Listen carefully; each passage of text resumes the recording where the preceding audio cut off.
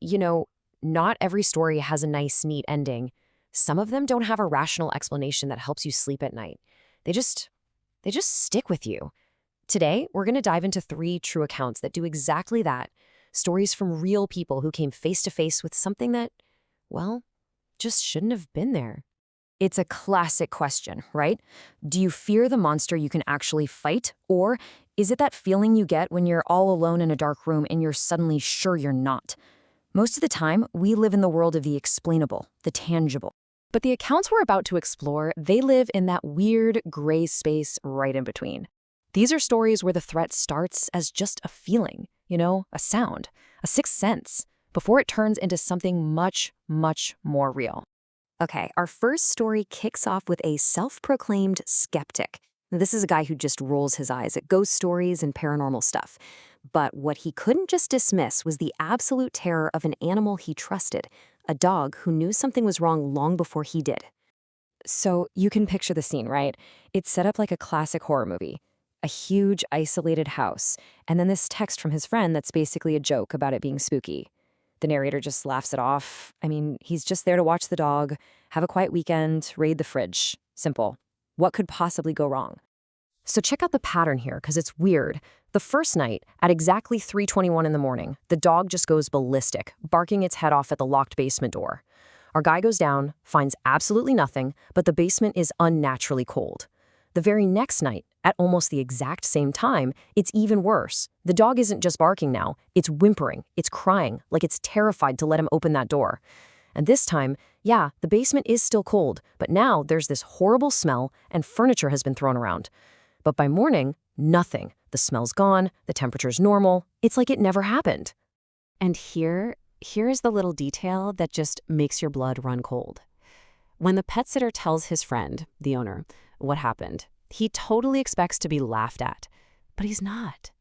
Instead, his friend quietly admits that the dog used to do this years ago, barking at that exact same door for no reason. And then one day, it just stopped. Until now. So we're just left with this question. What was in that basement? Was it a draft, some animal, or was that dog with its crazy heightened senses picking up on something that decided to visit that house for 2 nights at the exact same time? We never find out. All right, so now we move from a presence that only an animal could sense to one that makes itself known. This story takes place in a pretty quiet, almost elegant apartment building. The kind of place that's supposed to feel totally safe and secure. And it starts small. Just the sound of running in the hallway late at night. A little annoying, sure, but explainable. Except there weren't any children living in her building, and you needed a key just to get inside the main doors. Still, she just dismisses it. Then it gets closer. She hears giggling right outside her ground floor bedroom window. Okay, now she's thinking it's just some neighborhood kids messing around. She tells them to be quiet and tries to just ignore it. But the pranks seem to keep happening for a few nights. Until one night, she hears the giggling again, shushes them, and then she hears a faint tap, tap, tap on the other side of the glass. That's it. She's had enough. She whips open the curtain, totally ready to confront them, and there's no one there. The courtyard is completely empty, not a single place to hide. And this is where things go from creepy prank to something else entirely. The building manager actually calls her in to show her the security footage, and on the camera, clear as day, 2 small hooded figures appear outside her door. They just stand there, completely still, maybe an inch from the wood, for almost 10 minutes. Then they just skip away and completely disappear from the view of every other camera in the whole complex. But they weren't done. A week later, she hears her doorknob rattling. She yells for them to leave her alone, and then this soft, little kid's voice whispers through the door, "Mom, we're home. Just open the door and let us in." The voice gets more and more desperate, just pleading with her. So the police dismissed it. They said it was just a prank. But come on. So many questions are left just hanging in the air. How did they get into a key access building? Where did they vanish to? And maybe the most chilling part of all, the manager later hinted that something horrible had happened involving the children of the woman who lived in that exact apartment, right before her. Okay, so we've had a threat sensed by a dog and a threat knocking on the door. Our final story. This one is about a threat that has already found its way inside. And honestly, this one might be the most terrifying because it's not a ghost or some phantom. It's a very, very real person. So it all starts out as this harmless, almost cute workplace mystery. Someone is leaving these friendly, anonymous notes on neon pink sticky pads on his car. He's foddered. He decides to play along, leaves a kind of flirtatious note back. The game goes on for a bit. But then it crosses a line. A note appears on his car, not at work, but at his house. That's the message he found. You look cute when you're sleeping. And just like that, everything changes. This secret admirer wasn't just at work anymore. They knew where he lived and they were watching him. The game was officially over. He crumpled up the note and just stopped responding. And the stalker's reaction was immediate and scary.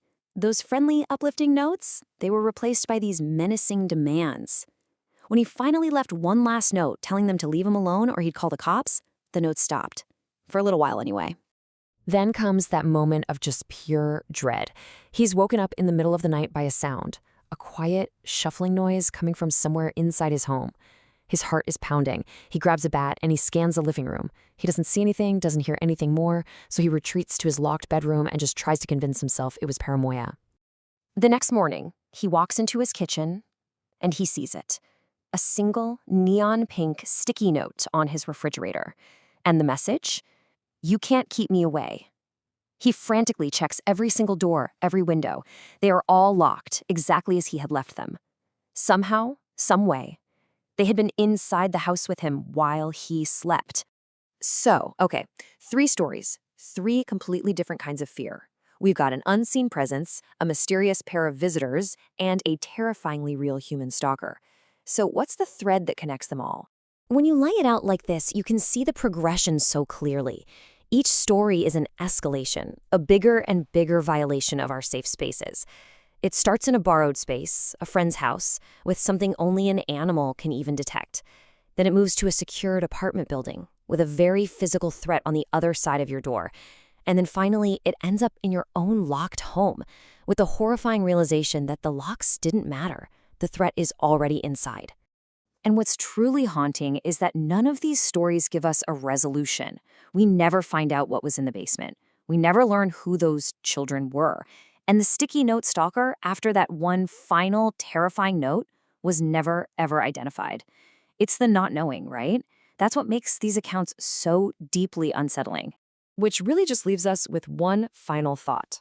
These stories are a stark reminder that our sense of security is often just that. A sense, a feeling. And it really makes you wonder, are your locks actually meant to keep something out? Or are they just there to make you feel a little bit better about what might already be able to get in?